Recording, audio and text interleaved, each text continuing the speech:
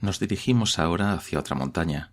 No es la más alta ni la más espectacular, pero es una montaña muy especial, porque según se nos cuenta en la Biblia, fue la que ascendió Moisés para hablar con Yahvé y recibir las tablas de la ley. Es el monte Sinaí o monte Joreb.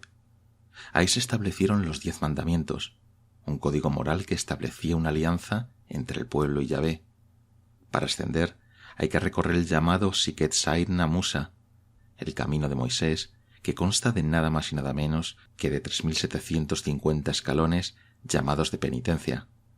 El ascenso se realiza de noche para evitar las altas temperaturas diurnas. En la base de la montaña se encuentra el monasterio de Santa Catalina, uno de los más antiguos del mundo, con una gran colección de escritos y libros. Se dice que lo fundaron cuando los monjes encontraron los restos de la santa traídos por los ángeles. Hoy en día ha habido investigadores que afirman que el monte Sinaí bíblico se encuentra más al sur, en la península arábiga, y que coincidiría con un volcán, el Jalai-Badar, afirmando que la erupción explicaría muchos de los hechos descritos en el relato bíblico. Sea como fuere, el lugar es completamente desértico, con un clima duro, caliente por el día y frío por la noche. No deja lugar a distracciones, solo cabe la introspección, el silencio, la meditación. Durante 40 años vagan por el desierto. Una nube de humo los guía por el día, una columna de fuego por la noche. Dios les ha prometido una tierra maravillosa, rica en verdura y agua, sombreada de viñas y olivos, pero entre tanto no tienen agua que beber ni pan que comer y echan de menos las cebollas y los dioses de Egipto.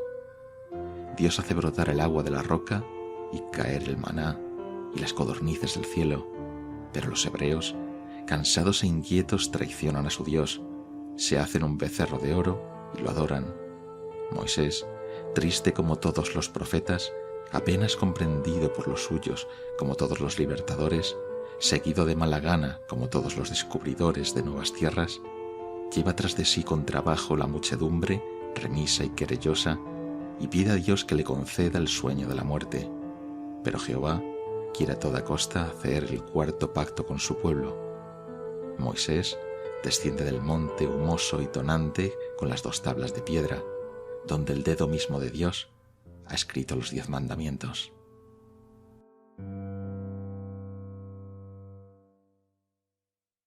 Y si hay un lugar sagrado para el Islam, esa es la Meca. A esta ciudad sagrada solo puedes acceder si eres musulmán. Cada día rezan 5 veces mirando hacia la Meca, dirigiendo sus oraciones hacia la ciudad sagrada, en cuyo centro está la mezquita de Haram, y en el centro el antiguo santuario de la Kaaba, con la piedra negra de origen meteorítico y que es el cimiento del mundo.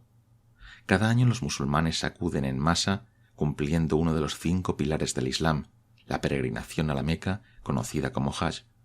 Debe hacerse en el 12º mes del calendario lunar islámico. Durante los días que permanecen en la ciudad, cumplen con rituales como vestirse de blanco. Todos son iguales, sin distinción, todos son peregrinos. Todo tiene su significado.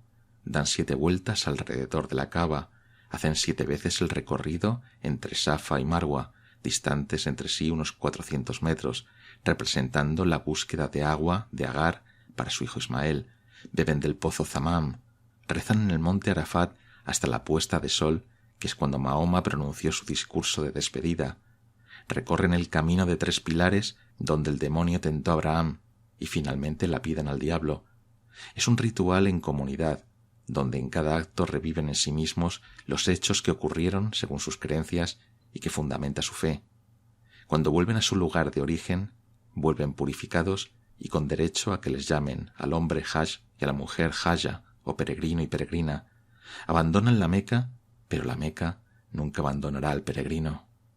أعوذ بالله من الشيطان الرجيم بسم الله الرحمن الرحيم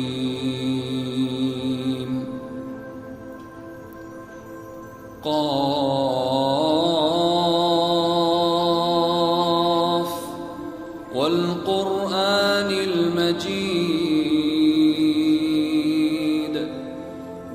عجبوا أن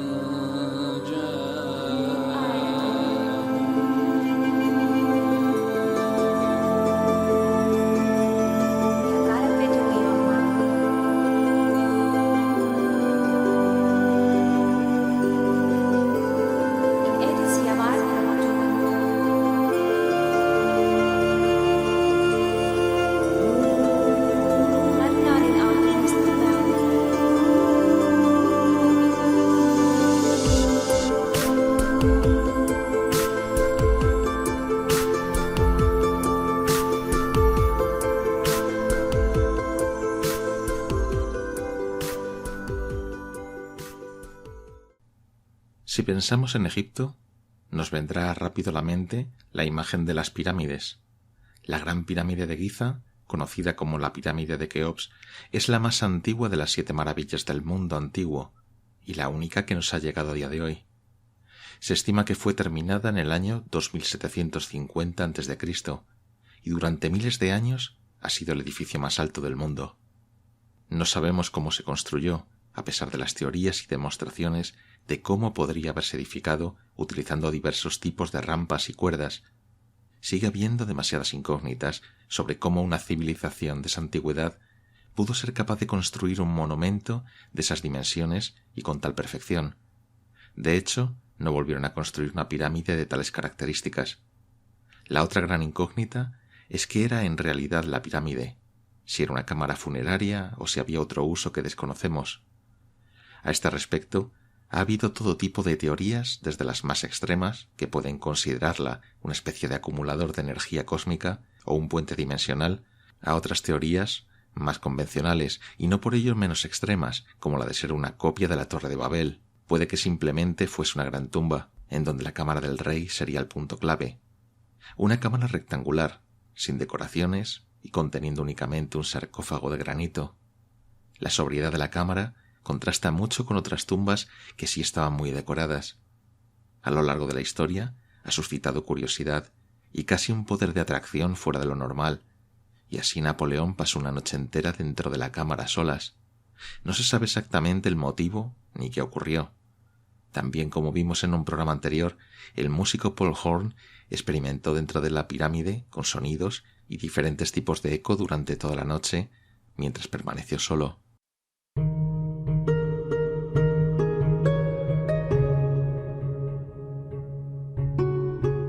Lo cierto es que si se observan las pirámides en la calma de la noche, en medio de una gran explanada desértica, con una bóveda de estrellas sobre las pirámides, iluminándolas la luz de la luna en esos precisos momentos cuando todo se detiene, y es entonces cuando se puede percibir una enorme paz, una armonía en las líneas y en la forma geométrica piramidal, un sentimiento de armonía.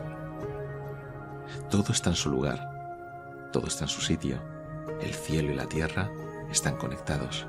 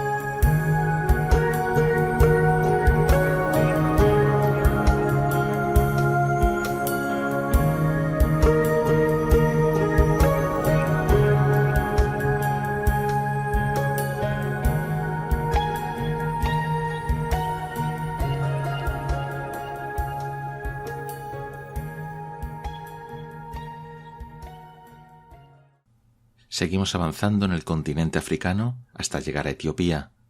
Si alguien nos hablase de que en este país la religión cristiana está arraigada desde hace siglos, casi no nos lo creeríamos. Pero es que en este país la Iglesia Ortodoxa etíope conserva una tradición que viene desde los tiempos en que se dice que la reina de Saba habitó en estas tierras.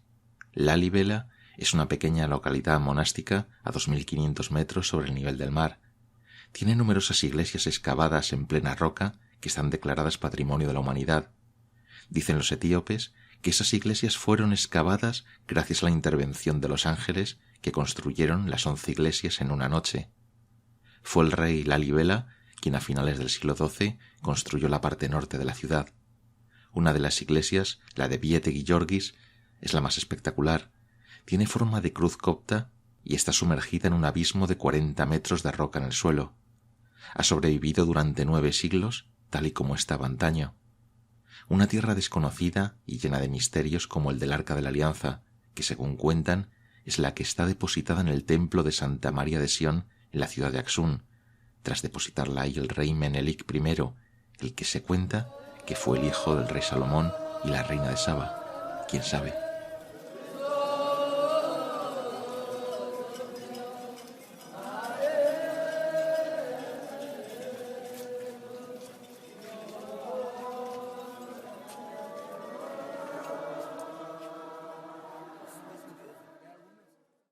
Nos dirigimos ahora a la ciudad puente entre Europa y Asia, la ciudad por la que pasaron griegos, romanos, bizantinos, hititas, selyúcidas, otomanos y muchas otras culturas y civilizaciones.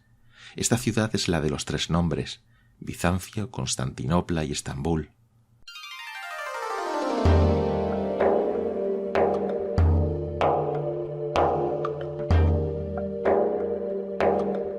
Miles de años de historia, ciudad codiciada por los cristianos y por los otomanos.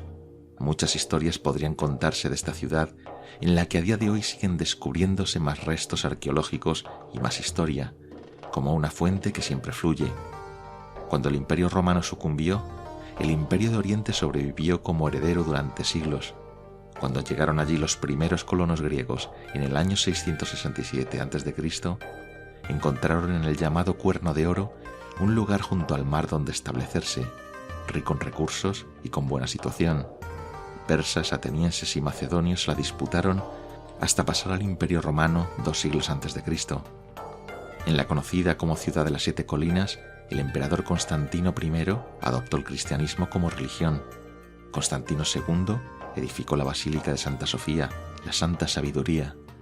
A partir del año 1453 comienza el periodo otomano, con la conquista de la ciudad por el sultán Mehmed II, y Santa Sofía pasó a ser mezquita junto a otras mezquitas impresionantes levantadas en la ciudad, como la Mezquita Azul, Suleymaniyye o Fatih.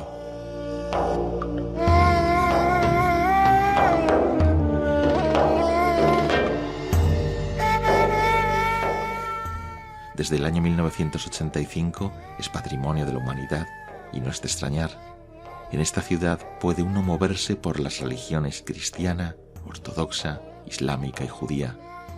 Una ciudad que aglutina y mezcla Oriente y Occidente, donde los sufíes siguen danzando y orando a Alá en su cofradía Mevlevi. Cerca de allí, los jóvenes cantan y bailan canciones tradicionales mientras salen los feligreses de la iglesia cristiana de San Antonio, y más arriba, en la misma calle, otros rezan en la iglesia ortodoxa de Agia Triada. Es una ciudad de contrastes, de vida en las calles. Sería interminable hablar de sus monumentos, pero más allá de la historia, ha quedado en la ciudad una magia especial, la mezcla de Oriente y Occidente, el punto de encuentro junto al mar que ha hecho que hoy sea una ciudad para la eternidad.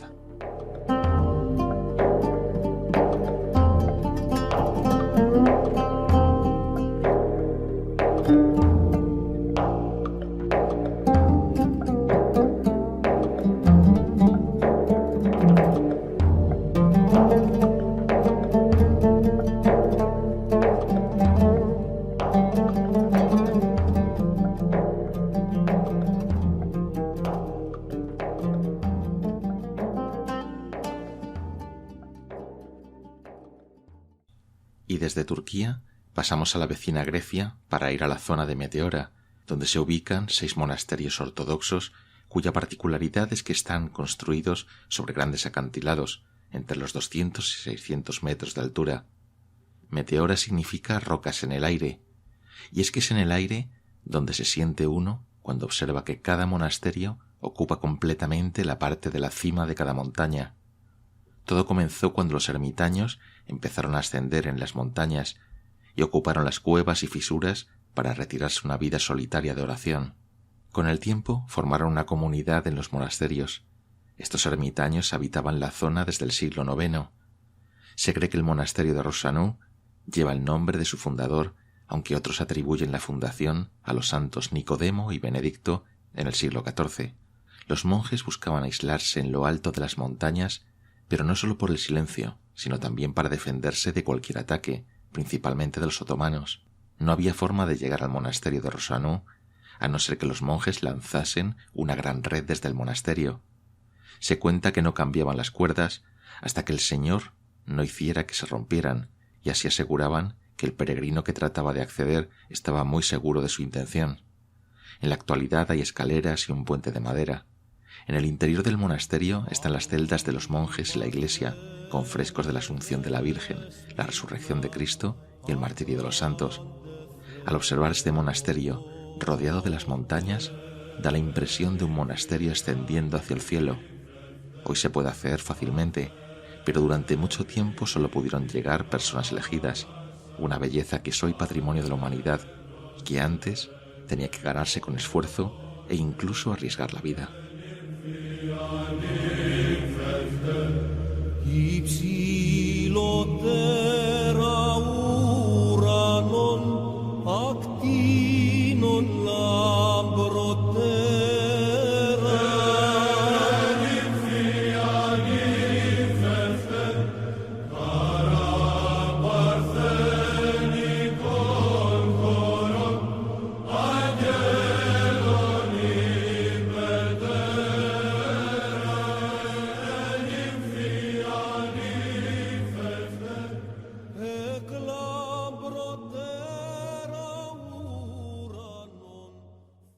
Cuando Sergio de Balam y su compañero Germán llegaron en el siglo X cerca de la ciudad de San Petersburgo, en el norte de Rusia, encontraron unos grandes bosques de coníferas en archipiélagos, un lugar tranquilo y con recursos, donde fundar un monasterio ortodoxo, el monasterio de Balam.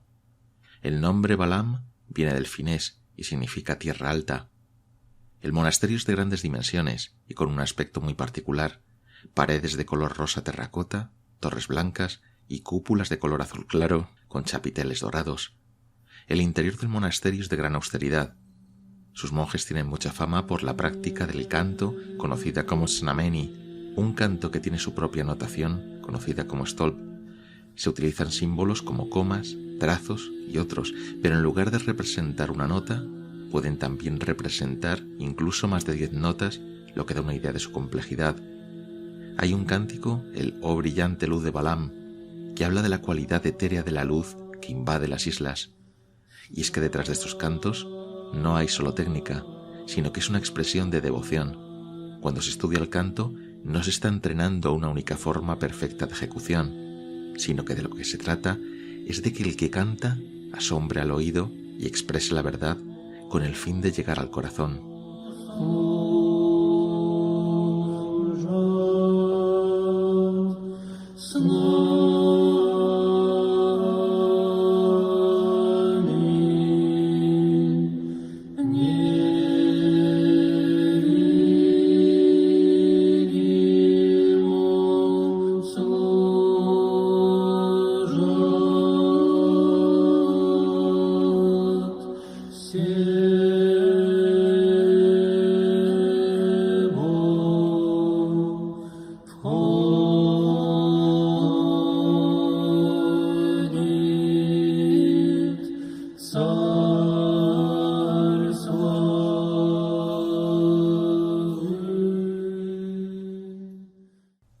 En Alemania, en el estado de Renania del Norte-Westfalia, está situado un complejo megalítico conocido como Exterstein. Está situado junto al legendario bosque de Teutoburgo, el bosque donde el caudillo Arminio derrotó a las legiones romanas. Exterstein está formado por 5 columnas naturales de piedra, de unos 37 metros de altura. En ellas pueden encontrarse oquedades, cámaras y túneles, cuyo objetivo es un misterio, pues muchas parecen no terminadas o bien no conducen a ningún sitio. Un agujero en la pared oriental permite observar el bosque, y es en el día del solsticio de verano cuando penetra a través de él un rayo de sol que ilumina lo que se dice que antes era un trono y ahora es un altar. Según los restos arqueológicos encontrados, toda esta zona estaba poblada 10.000 años antes de Cristo. No sabemos si Extra Stein era un lugar especialmente venerado entonces, pero probablemente sería un lugar especial por su forma. Muchos miles de años después, los pueblos sajones habitaron la zona. Sus creencias estaban ligadas a los mitos nórdicos, a Wotan y a una veneración especial hacia la naturaleza, en concreto hacia el bosque. Carlomagno fue en el siglo VIII el impulsor de la cristianización, por lo que estuvo en duras batallas contra las tribus germanas que se resistían una y otra vez. Finalmente, en el año 772, Carlomagno derrotó a los sajones y, como símbolo de dominación y humillación, derribó el conocido como Irminsul. No se sabe a ciencia cierta lo que era exactamente, pero se sabe que era una gran columna o un pilar uniendo el cielo y la tierra. Este pilar podría haber sido un gran tronco de roble con una figura en su parte más alta. Tras la cristianización, se talló en piedra en el año 1150 en una de las paredes de Extra Stein un relieve románico en piedra representando el descenso de la cruz de Jesús tras su crucifixión. En la base del relieve puede apreciarse un árbol doblado, un árbol que muchos asocian a Irminsul, interpretando que el mensaje de este relieve es el triunfo del cristianismo sobre las creencias paganas.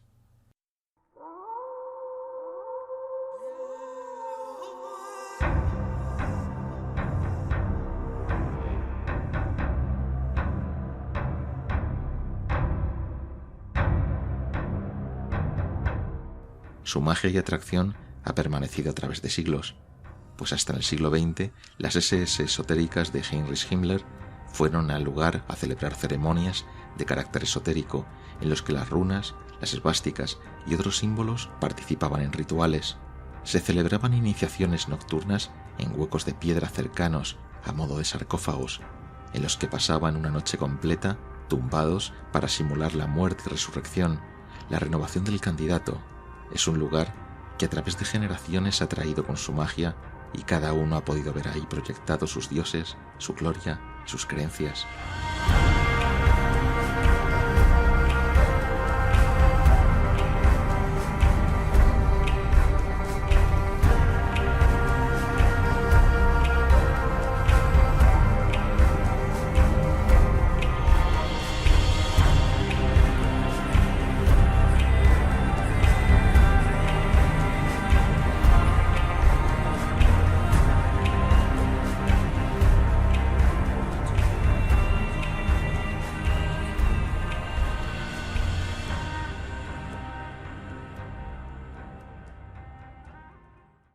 Nos desplazamos ahora hacia el sur, hacia Italia, para llegar a Asís, una bella ciudad medieval en la que descansan los restos de uno de los grandes santos y místicos de toda la historia, San Francisco de Asís.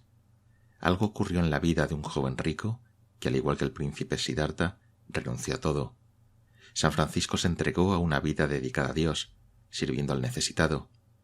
En la naturaleza encontró la expresión máxima de Dios, y así cantó a los árboles, a los animales y a los astros, con unas palabras cuya belleza salen de aquel que está en conexión y unidad con ellos. En esta ciudad se levantó una gran basílica, parte románica, parte gótica, en donde descansan sus restos. Su distribución en la basílica inferior, más oscura, y la basílica superior más iluminada, se interpreta como un recorrido de la oscuridad hacia la luz. Allí los monjes franciscanos custodiaron los restos en secreto, pues se dice que tenían miedo de que se diseminaran sus restos como reliquias. Los restos estaban enterrados bajo el altar, y cuando fueron localizados en el año 1818, se excavó la cripta para su custodia. Para llegar a los restos del santo, ahora hay que descender a la cripta, y allí, en la penumbra, permanecen en custodia. La energía que se capta en toda la basílica es especial, pero en la cripta se hace aún más patente. Algo sigue vibrando, transmitiendo una esencia de paz y concordia al visitante.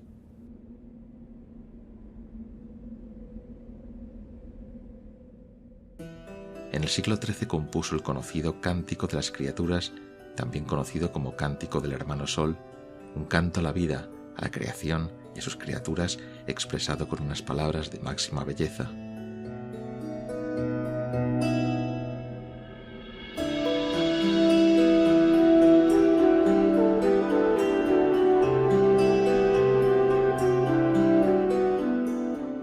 Altísimo y omnipotente buen Señor, tuyas son las alabanzas, la gloria y el honor y toda bendición.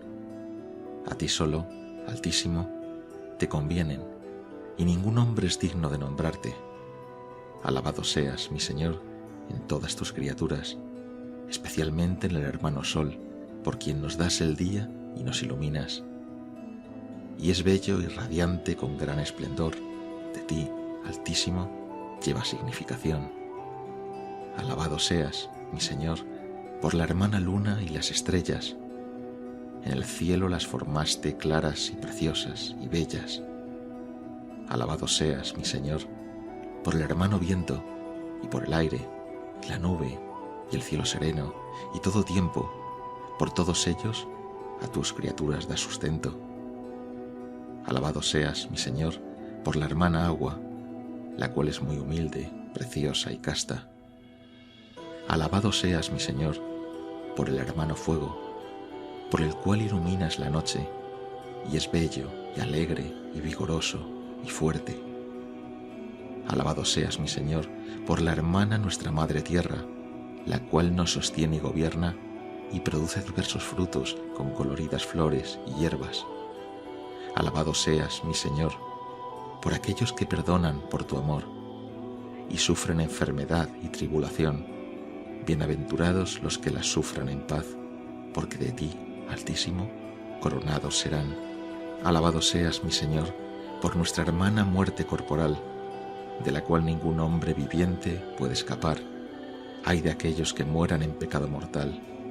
Bienaventurados a los que encontrará en tu santísima voluntad, porque la muerte segunda no les hará mal. Alaben y bendigan a mi Señor, y denle gracias, y sírvanle con gran humildad.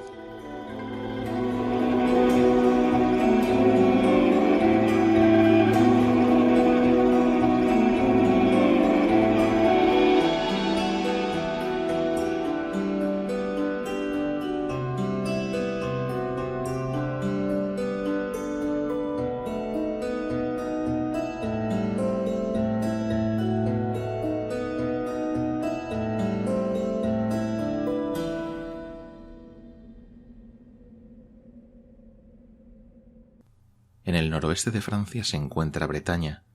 Es la tierra de los celtas, de los druidas, de épocas legendarias en la que en los grandes y verdes bosques crecían los árboles sagrados.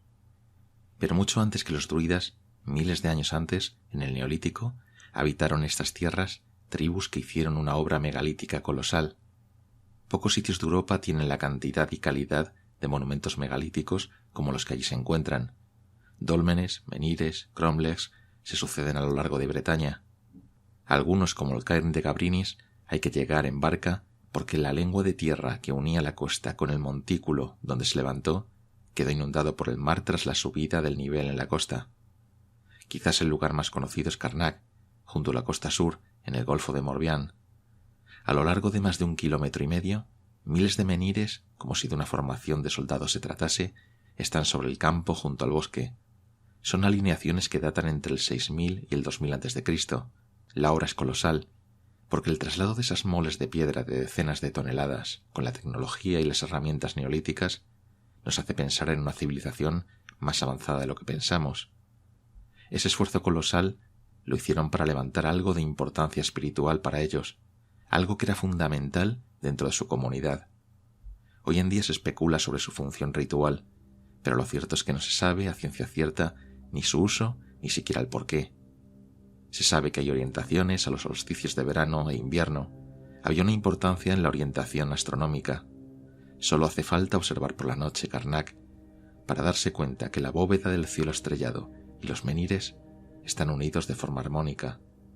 Otras personas que lo han investigado de forma más esotérica concluyen en que hay fuertes corrientes energéticas, por lo que la geometría, el lugar y los rituales harían de este sitio un templo, un lugar de celebración en el que las fuerzas de la naturaleza se manifestarían.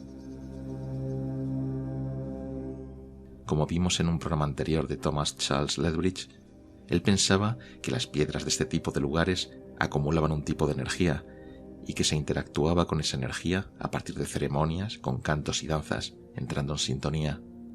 Quizás sean simples piedras, pero puede ser también que esos seres neolíticos tuvieran una sensibilidad que nosotros hemos perdido y quizás pudiesen percibir fenómenos naturales. Ese lugar estaría construido con un fin espiritual, pero lejos de poderlo comprender con nuestra visión del mundo. Al igual que en esa época los seres humanos tendrían más agudizado el sentido de la vista, del olfato o del oído, pues de ello depende su supervivencia, bien pudieran tener desarrolladas formas de percepción que a nosotros nos parecerían muy extrañas. Quizás lo tenemos delante, pero no somos capaces de percibirlo.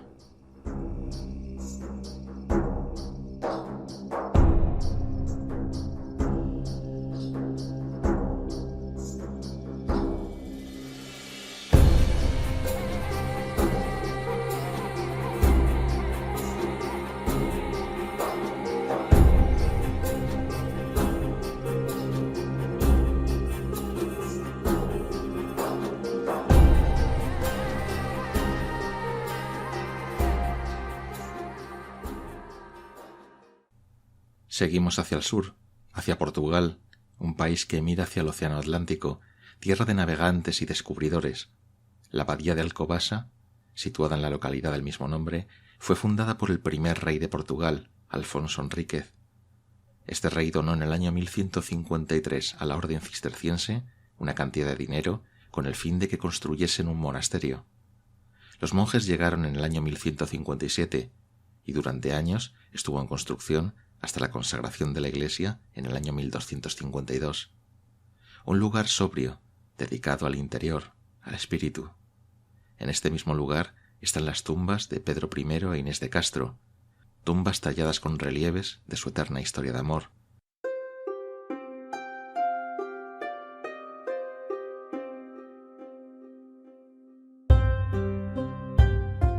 Cuenta la historia que Inés de Castro era una noble gallega que llegó a la ciudad de Coimbra como doncella de Constanza, la esposa por poderes del infante Pedro de Portugal.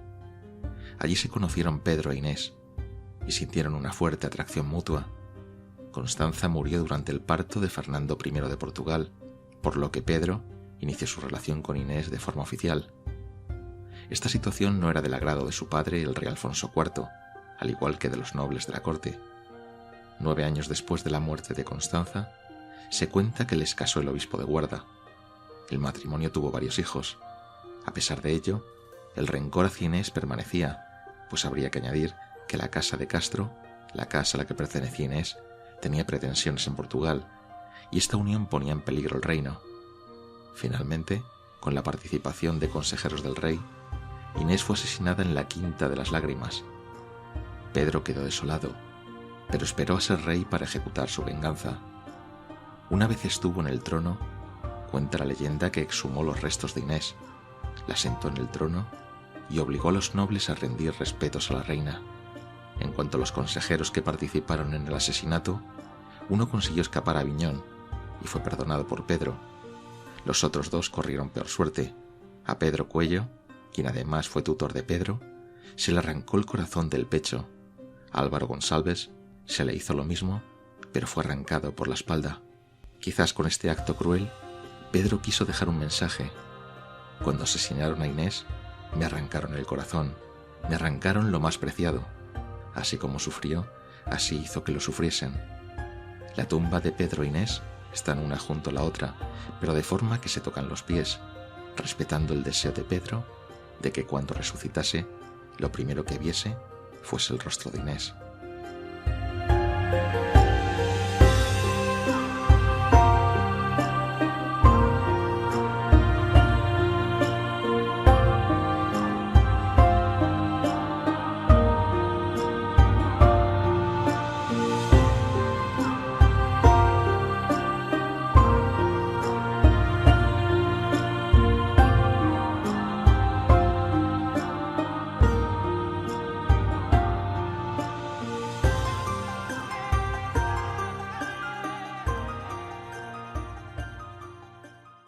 Caminamos ahora hacia el norte de Portugal. Siguiendo el camino hay un destino, Santiago de Compostela, el lugar donde se cuenta que están los restos de Santiago Apóstol, tras llegar misteriosamente un sarcófago que tenía sus restos a la costa gallega y su emplazamiento lo señalase una estrella. Una de tantas historias que en su momento hicieron de Santiago un centro de la cristiandad. Hoy, tal y como hace siglos, se sigue caminando en peregrinación hasta llegar a la catedral. En la explanada frente a la catedral se reproducen a diario escenas en las que abrazos, despedidas, risas y lágrimas se suceden. De saber que has completado el camino, que el mundo que has vivido cada día, paso a paso, finaliza, pero te queda la vivencia interior, el cambio que has experimentado. Junto a otros peregrinos se entra en la catedral y se realiza el tradicional abrazo a la imagen del siglo XIII del apóstol Santiago. El abrazo al apóstol es un abrazo al camino que te ha llevado hasta él, a lo duro y a lo alegre que has pasado, un abrazo a todos los que te han acompañado y que se despiden con un hasta pronto en tantas lenguas como estrellas hay en esta Compostela o campo de las estrellas. La Vía Láctea ha estado sobre la cabeza del peregrino y siguiendo la vía, el peregrino vaga por el camino, no sabe qué sucederá a continuación, ni en qué lugar parará. Todo irá apareciendo a su momento y en su lugar, poniéndolo a prueba. Aquí se abre un espacio en la vida. Ya no eres tú, eres un peregrino como tantos otros. No hay pasado, no hay referencias, todo es nuevo. Seas de donde seas y vengas de donde vengas. Paso a paso te acercas a la catedral y paso a paso te acercas a tu interior. La catedral, un día más, estará pendiente de dejar grabado en cada una de sus piedras el recuerdo de cada camino.